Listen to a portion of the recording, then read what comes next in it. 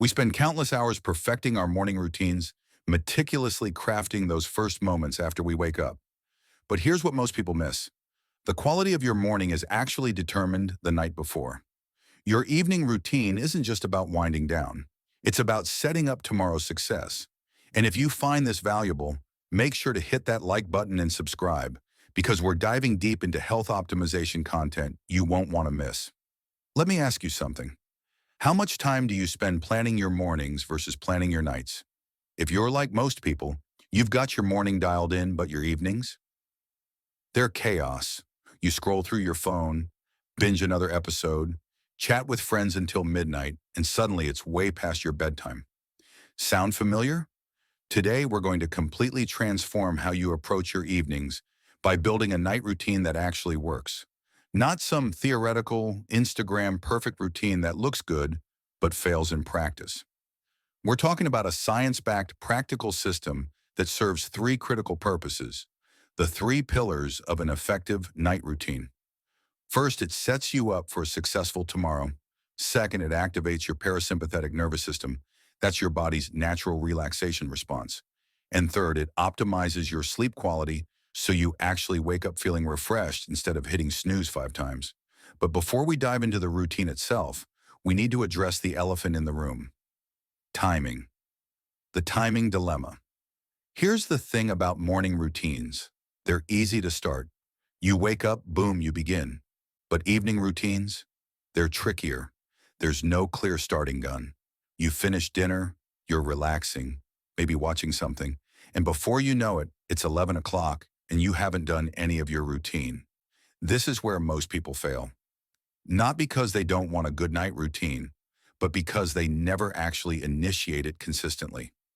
The solution is surprisingly simple. You need a trigger, a non-negotiable signal that tells your brain, okay, it's time to start winding down. Let me share what works. You need to know exactly when your routine begins, and you need a system that doesn't rely on willpower alone. Calculate how much sleep you need. Most people need between 7 to 9 hours. Then work backward from your wake-up time. Here's the critical part. Start your routine earlier than you think you need to. Life happens. You get caught up in a conversation, something takes longer than expected, and suddenly you're rushing through your routine, which defeats the entire purpose. Give yourself a full hour from the start of your routine until you want to be in bed. This buffer is essential. Now for the trigger system. You have options here. Some people use smart lights that change color at a specific time.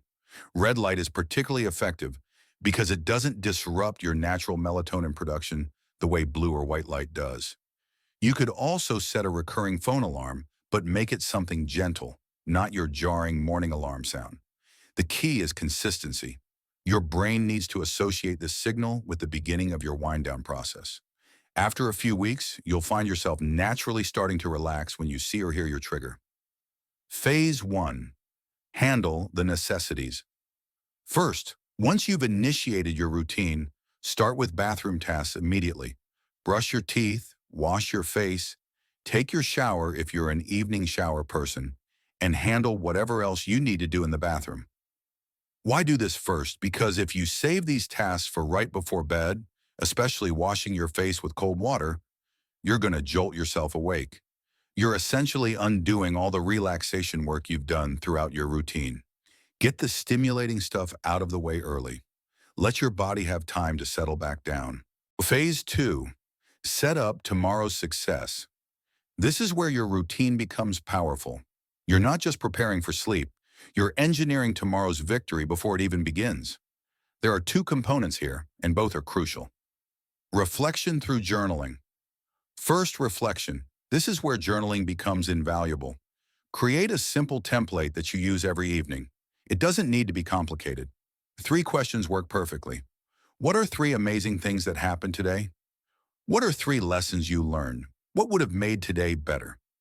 These prompts serve multiple purposes. They help you end the day on a positive note. They facilitate learning and growth. And perhaps most importantly, they clear your mind of lingering thoughts. Here's something fascinating that happens when you journal before bed. Those ideas bouncing around in your head, Those incomplete thoughts about a new project or plans you need to make, they keep you awake because your brain is trying not to forget them. When you write them down, you're essentially telling your brain, it's okay, we've captured this, you can let go now. There's also a powerful technique worth trying. Think about the most important question or challenge you're facing. Write it down in your journal. Pose it clearly. Then let your unconscious mind work on it while you sleep. You'd be surprised how often you wake up with fresh insights or solutions that weren't apparent the night before. Your sleeping mind is incredibly creative when you give it a focused problem to work on. Prepare for tomorrow.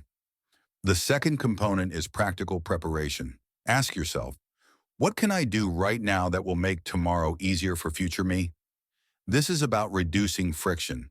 If you have an early flight, leave yourself a note where you'll see it about packing items you can't pack until morning. Toothbrush, retainers, phone charger. If tomorrow's going to be chaotic with back-to-back commitments, write down the one thing that absolutely must get done, no matter what. That way, even if the day goes sideways, you've accomplished something meaningful. Got an important morning meeting? Lay out your clothes the night before. Need specific items for work or an event? Put them by the door. Have to remember to take something with you? Put your keys on top of it. These small acts of preparation are gifts to your future self. You're removing decision fatigue and eliminating the morning scramble. Phase 3. Activate your relaxation response. Now we get to the physiological component. Your body has two primary operating systems. The sympathetic nervous system, which handles stress, emergencies, and high-intensity situations, and the parasympathetic nervous system, which manages rest, digestion, and recovery. For optimal sleep, you need to shift from sympathetic to parasympathetic dominance. Here's how. Temperature control. Lower your body temperature. This is non-negotiable for quality sleep. Your body naturally cools down as you approach sleep, and you can enhance this process. Set your air conditioning to a cooler temperature. Somewhere between 68 and 72 degrees Fahrenheit works for most people. If you don't have air conditioning, reduce your clothing or bedding. If you live somewhere hot, you might sleep in minimal clothing with a light blanket. If you live somewhere cooler, you can set the room temperature lower and use more bedding. The goal is finding that sweet spot where your body can maintain a slightly cool temperature without being uncomfortable. Eliminate stimulation. Avoid anything that activates your sympathetic nervous system. Backlit screens are the biggest culprit. The blue light emitted by phones, tablets, and computers directly suppresses melatonin production. Melatonin is the hormone your pineal gland releases to initiate sleep, and blue light tells your brain it's still daytime. Ideally, eliminate screens entirely during this final hour, but if you must use them, turn the brightness down to the absolute minimum and consider blue light blocking glasses. The night mode on your devices helps, but it's not sufficient by itself. Also, avoid loud or high-intensity music, intense conversations, or anything else that elevates your heart rate or gets your mind racing. Choose your relaxation method. This is where you personalize your routine. Different people relax in different ways. Some people benefit from gentle stretching or light foam rolling. This releases physical tension accumulated throughout the day and signals to your body that it's time to rest. Others prefer deep breathing exercises or meditation. Even 5 to 10 minutes of focused breathing can significantly calm your nervous system. Reading is another excellent option. Choose something engaging but not too stimulating. Fiction works well. Biographies are good. Books about personal interests or hobbies are perfect. What you want to avoid are books that make you think too hard or get your business mind activated. Save those for daytime reading. Use a reading device with a warm light setting turned very dim, or read a physical book with soft lighting. Read until you feel genuinely tired, not just until you've hit some arbitrary page count. When sleepiness comes, don't fight it. Put the book down and let yourself drift off. The social dimension, one final consideration that often gets overlooked. You might not be the only person in your space. If you live with roommates, family members, or a partner, your routine affects them and theirs affects yours. This requires communication and coordination. If your partner goes to bed earlier than you, complete any potentially disruptive parts of your routine before they turn in. If others in your household stay up later, let them know when you're heading to bed so they can keep noise levels down. The best routines are collaborative. Find systems that respect everyone's needs and preferences. This might require some negotiation and trial and error, but it's worth the effort.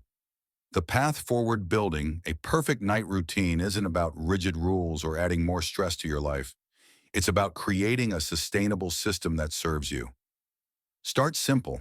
Pick one or two elements from this routine and implement them consistently for a week.